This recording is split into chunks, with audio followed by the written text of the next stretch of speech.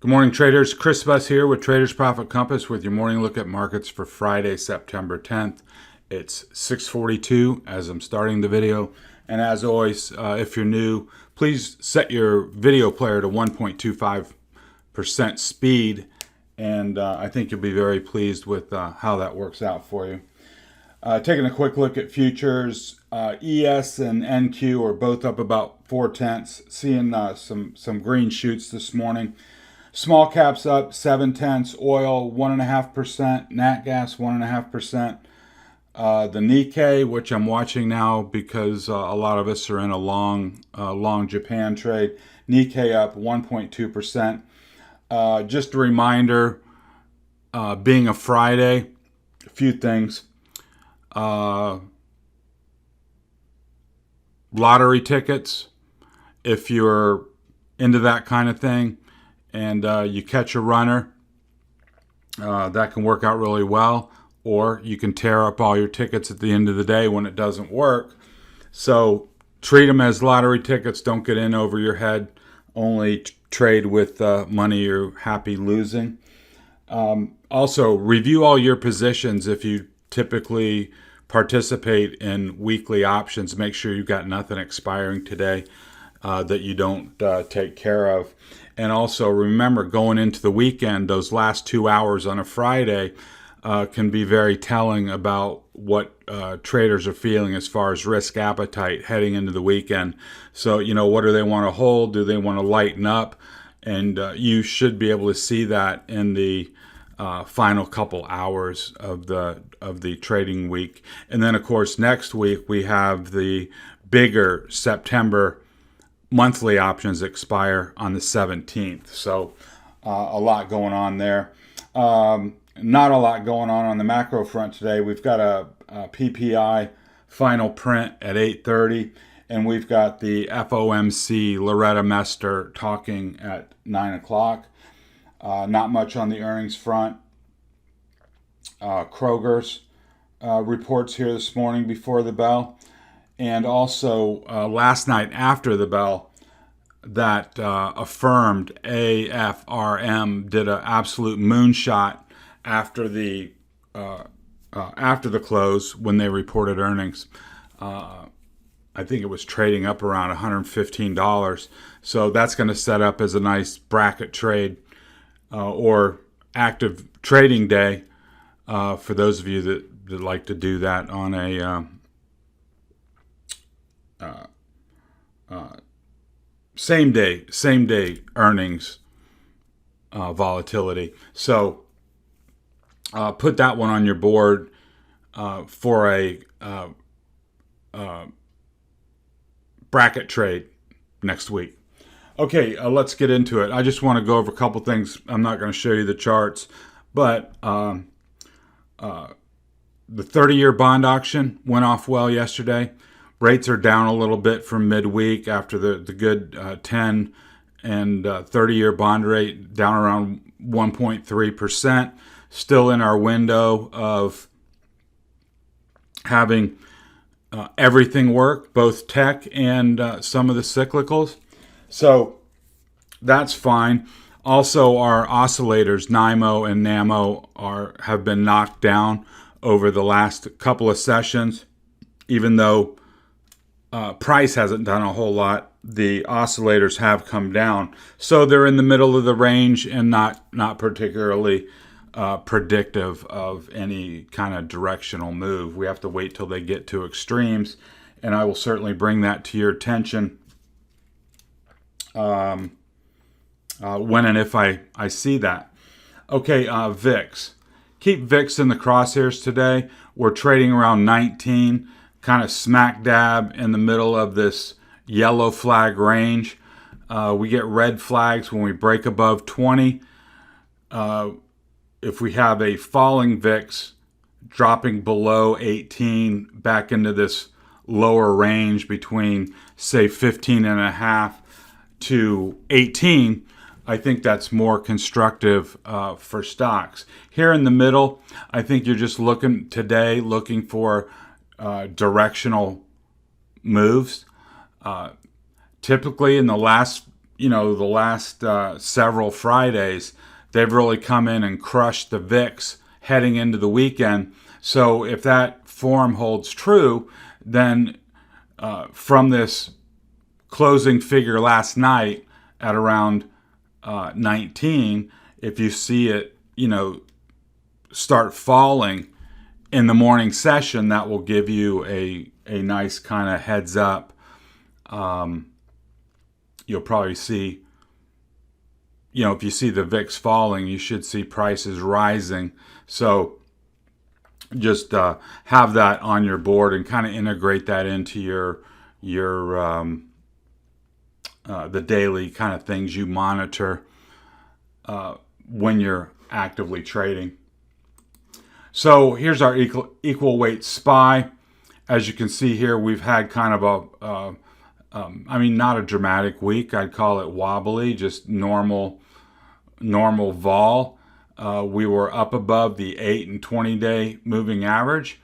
We are now have dropped down below the 8, sitting on the 20, and sitting on our lower end of our uptrend channel. So no real monumental concern. The concern would be if you saw a big red impulsive candle drop down here below 155 and start nosediving down to the 50-day exponential moving average down here at 153.5, and then of course there would be that would be an important inflection point. And then really Custard's last stand is at 152. Why is that important? Because we don't want price to go back into this trading range. That would indicate that all this activity up here is suspect to being fake, and then there's going to be a bigger pullback. So but as it stands now, just a visit to the bottom of the channel and nothing more. We've got the RSI and PPO slowly bleeding off, and what we want to see is these turn back up and take out their downtrend resistance. That would give us a lot of encouragement that a new little upcycle is beginning. Not a lot to say on the index chart, so I'm going to go through this rather quickly for the sake of time. SPY, 2 hour, we came back down to this 449 that we hit yesterday. They ramped it up, tried to recapture 451, which they did for an hour or two, and then rolled over and then closed right on the lows at 449. They are futures are green. We just talked about that. I think for comfort's sake and from a technical perspective, you want to see price come back up and recapture 451. If it, in the morning, will gap up a little bit. There may be a push up to 451, and then if you see weakness or an inability for it to crack through, like if it spends an inordinate amount of time here at 451 struggling, and then it starts to roll over, you could certainly take a tactical short against 451 with a stop just above, and then you're playing for not only a return to revalidate this 449 level, but then you've got, if it turns into an ugly Friday afternoon, I'm not saying that's going to happen, but if it did, then you would already be in on a break of 449, and then the next level below that is 447. In my mind, that 447 is the major line in the sand, because then you'd be below the channel and down in this area here, and then it looks like you would be bound for a tag of the rising EMA here, which equates to the 50 EMA on the daily. So that will be down around 444. But for today, key off of 449 and key off of 451. Here on the 30-minute chart, you see it quite nicely, actually. Came down here, made an initial tag of 449, got the big bounce yesterday, but then they rolled it over just as quickly from this 452 level. So again, as we just discussed, 449 has really got a hold, and what you want to see is a recapture of 451, then a recapture of 452. If you got those, we'll open here in the middle probably somewhere this morning, and then if you got a recapture of 451, then that would be a buy point. And then, of course, if you recaptured 452, then that's a buy point as well. But if you had gotten long down at 451, that would be a place to put in your, raise up your stops. And then you'd be targeting the top of the range at 453 and a half. Notice here on the charts, we're below the midpoint line here at the 50% level, and here below the zero line. So these indicators are in their bearish regime. And so as you watch price move up, of course, these indicators will move up as well. And then, if you were to get a break above 50 and a break above the zero line on PPO, those would be bullish developments and be very supportive of another bigger leg higher. The Qs. What I've done here is simply box in this $3 range between 382 and 379. I think that's I think those are the levels of importance today and into early next week. Why? Well, if we break out of the top of 382, then we're in blue sky country. And if we drop down and out below 379, then we've got a $3 measured move that would bring us down to at least this 376 level, fill this gap, and then potentially fall into 374. So, but if you look at the bigger picture, kind of take a step back, we had a fast run off the floor. It would make sense, just from a technical standpoint, for there to be some consolidation. So even though it's probably been uncomfortable and frustrating over the last few days, with these down moves and then bounces and then back down again, if we take a step back, all very logical and orderly, consolidation of a bigger move, and then if momentum comes down to the zero line or starts flattening and turning up today or Monday, then that would give you a lot more conviction that this was in fact a flag, and that momentum is turning around after a correction. And what you often see in a flag is momentum coming out but not really affecting price, right? You could have this thing roll over up here and have price be really rolling over with it. But when you see price toggling within a range and you see momentum coming out, that's actually a positive thing, because all that's happening is you're getting a momentum reset versus a momentum and price reset. Because right here, with only a $3 range at the highs, that's price is not really correcting. What would change that is a sharp break below 379 and then then you're looking to a more substantial downside move. Here in the 30-minute chart, exactly the same thing. So on your active trader setup, if you're actively trading this, you can get long above 379 and look for a move back up to the top of the box at 382.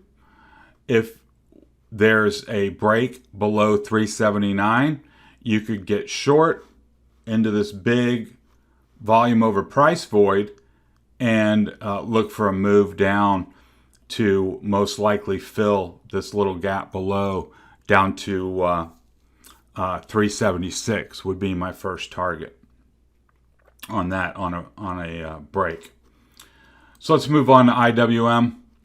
It turned out yesterday that this little trend line that I drew had some validity to it, because we were down here on the open and we had a pretty powerful run up here to 226, and it ran into downtrend resistance and reversed on a dime and came back. So for today, what I think I would want to see to get long IWM would be a breakout above 225. That would not only take out lateral resistance from here, but also take out downtrend resistance from here. So, and you can see that in IWM there's been much more of a price correction than in SPY or in the Qs. So small caps have been wobbling, but I think a good long trigger would be on a break above 225, and then look for 227, 228 back up here. What is that? I guess that's really 227.50, right in that area. That would be the zone that I would be looking for a long. And then here it is just blown up with the trend line. I've scratched in a little support level here at 223, connecting up this little double bottom type action here. And so in the pre-market, we were trading just before I started the video here at just right under 225. So remember, with the gap open, there's always that tendency to print that first big red bar, the whoosh bar, and then after the opening gap is filled, then start deciding where it's really going to go. So be ready for that common move. But I think it's pretty clear here. If we break above 225, we should be good to go. Now, I want to welcome any new visitors to the channel. Really appreciate you being here, and I hope you appreciate the analysis. Trying to set up some really nice objective trades, objective levels for you, where you can trust my levels and then work on your execution of your particular trading style. If you find that to be the case, please hit the subscribe button and the alarm bell, and then jump over in the show notes. You'll find a link to the website where you can register for all my content with your email address. And it takes 5 seconds, and then you'll get all my content morning, noon, and night, midday observations, midday trade ideas, things of that nature. And we're going to come up here after we review the FATMAAN trades on an idea from yesterday that worked out really, really well. And of course, longtime subscribers, I really appreciate you being here. Please pass the link along to help me grow this channel. So I appreciate it. So Facebook, I mean, this is why you draw the lines right here, because we had a line drawn in at 379, and literally price spent all day probing that 379 and and could not get through. Even there was that news release that Facebook has launched its smart glasses, and where you're videoing what you watch, and then you can upload to Facebook whatever you're looking at. If that's something that appeals to you, then check it out. But even that catalyst was not enough to pop it above 379. So that would be a potential candidate for a runner type trade today. If it could pop 379, then I think you could get the 381 pretty easily, and then try to handle this gap and potentially go on up to 384 at the prior high, depending on what's going on in the market. I had hypothesized that this structure here was a bear flag. It didn't really play out that way. It may end up still going down, but you would have wanted that flag to break earlier. And what we actually got was, this impulsive move down, and then a back touch of resistance at 156 where it rolled over. So today, I think it's pretty simple. 154.50 is your pivot. You can, if price were able to recapture that and move higher, then you can be long against 154.50 and look for 156. If it can't do that, then I see it coming down to 153.50, and actually probably more likely come back down here to test this gap at 152.50. Tesla hanging in there. We've got RSI and PPO in their bullish regimes, so that's positive. We've got price in a nice rising channel. We've got price right at the top here, kind of flagging above support at 755. So from my perspective, 755 is your toggle, with the door being open to 770 as long as price can hold 755. What the bulls, of course, don't want to see is 755 break and then price drop down out of this channel, back into the 740s and 725s. That would most likely mean a more corrective move out of this run, pulling back to 720 or something like that, and then reaccelerating down the road. So, but very nice constructive technical action here.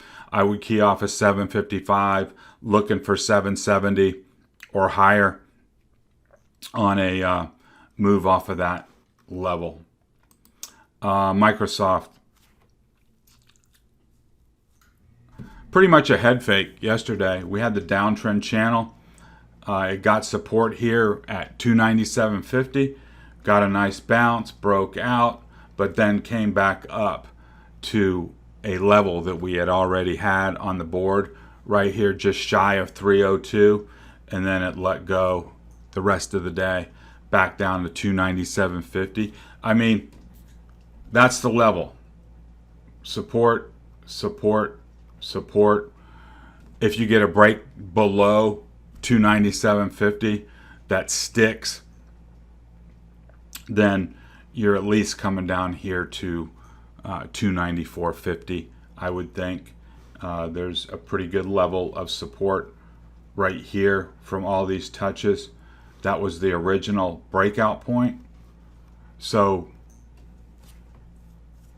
it's kind of lost its mojo over the last week and a half, as you can see. So I would key off of this 297.50, and if you get a break above, certainly if you got a break above say 299, taking out this downtrend line, then you should be able to make a run back up towards 302, and then that's a really key level. If you break back above that, then you got 305 and potentially much higher. Amazon came up and tagged this 35.43 and then just let go the rest of the day. So I've got a little level here at 34.71, which was the bottom of this gap. I'm not sure if there's a whole lot of support there. It doesn't really look like it. So I think for a good bullish entry, you're looking for one of two things. Well, I'll spell them out for you. Look for a reaction at 34.71. If it comes down here for a little touch and looks like it's going to hold, you could try a long against 34.70. Or if it comes all the way back to 34.40, then I think you've got a decent long setup there. Support here, breakout here, and then coming on back. I think that would be a logical place to get a long. Or if we open strongly and you recapture this like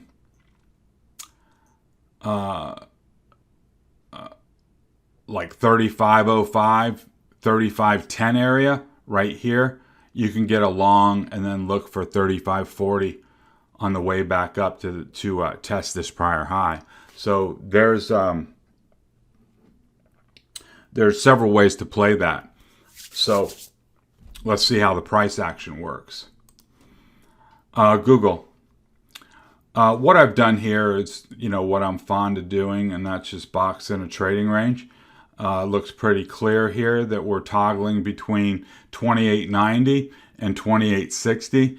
Doesn't sound like a lot, but it's $30. So like we can do in any kind of box, any kind of a trading range, we can either wait for a clear breakout or a clear breakdown to initiate a long or short position. Or if price comes down to 28.60 and holds it at the bottom of the box, then you can get long there, and there you're playing for a return to the top of the box, which is like we just said, $30. Not all bad on a Friday afternoon.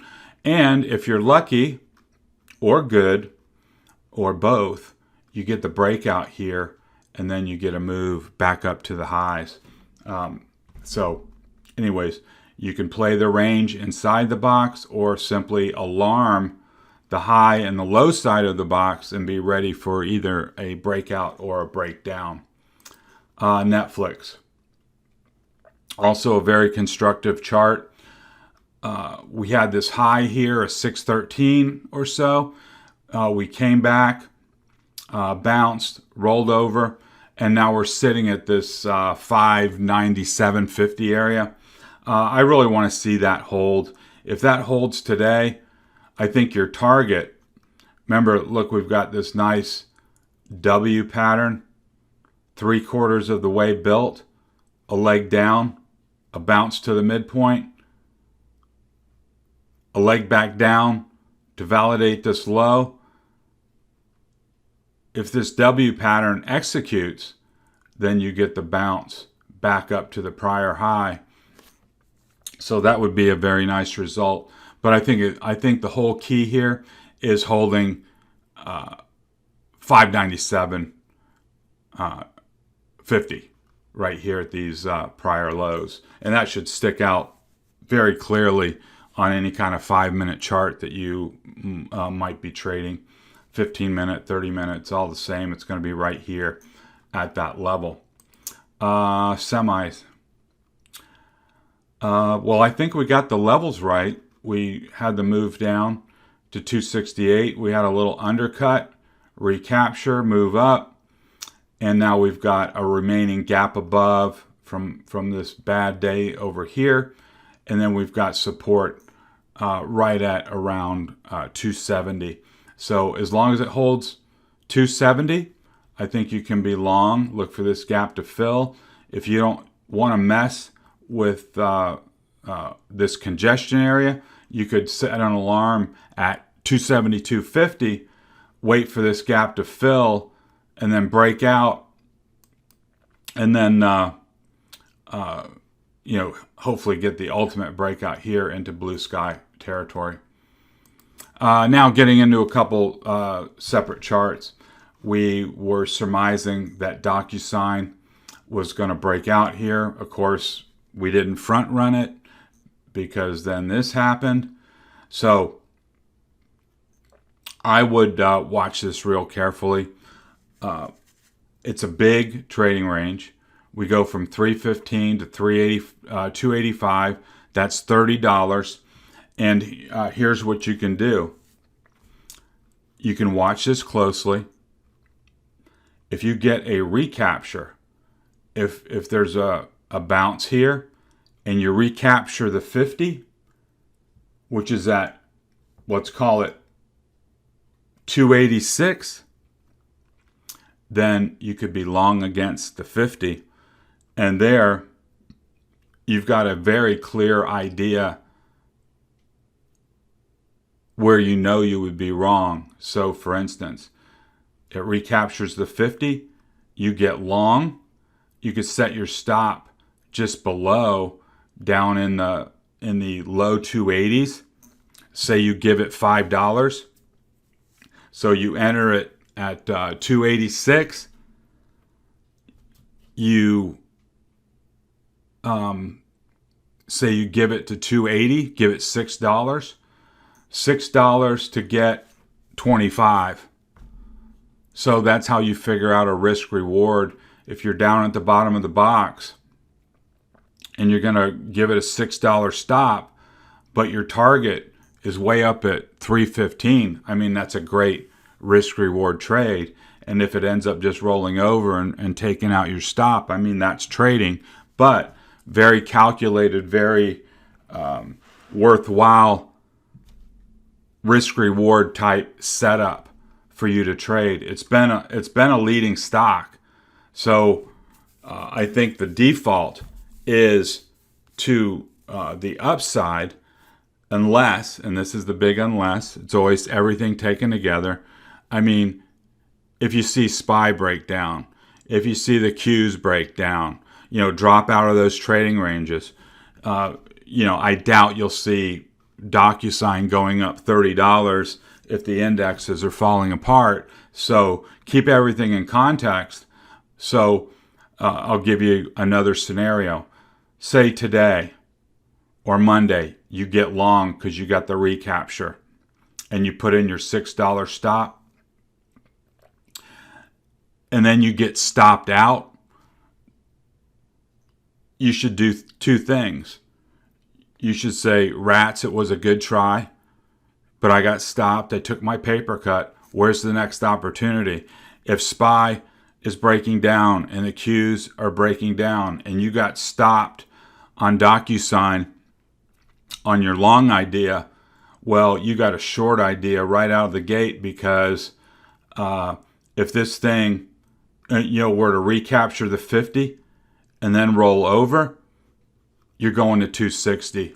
I can almost guarantee that, especially if you've got SPY and QQQ breaking down. There's no real support in this area, and you've got a $30 box. That $30 box breaks down from 285. That brings you down to like this 255 area. 30 from 285 is 255. So again, you would have an instant good risk reward trade to the downside. Okay. Academy Sports. Yesterday, I sent out a note to the gang. That there was some turbulence after earnings, and to watch this one. You got several things. You got a tag of the 50, potentially a place to get long. You had price coming up through the 20, potentially a place to get long.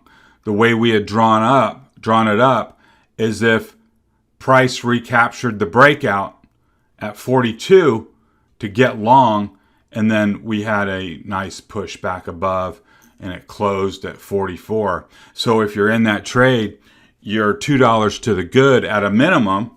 You know, if you took it on the breakout of 42, then great.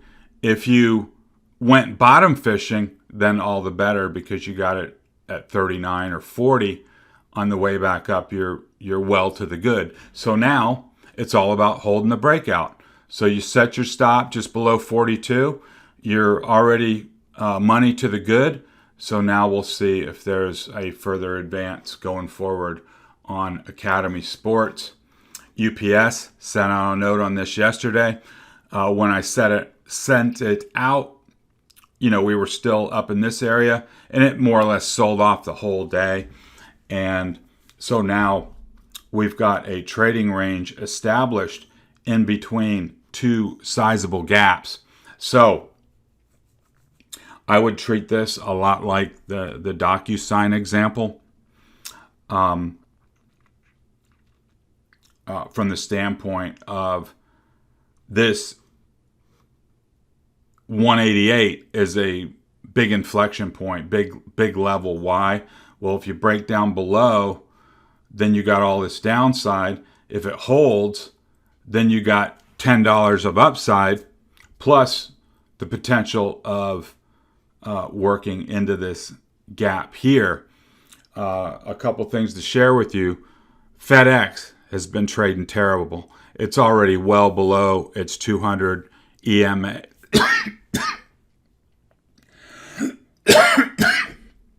Wow. Excuse me. Oh, sorry about that. Where is I at? Okay. You know, if SPY and QQQ start breaking down, just like we talked about with DocuSign, and you see UPS go into this gap, then you can get short with a stop just above, and you've got $12, $15 of downside. Come down here to fill the gap, and then come in at 172.50 where the original breakout was. And if SPY and QQQ hold it together, and UPS can hold the line here at 188, then you've got an opportunity to reaccelerate higher.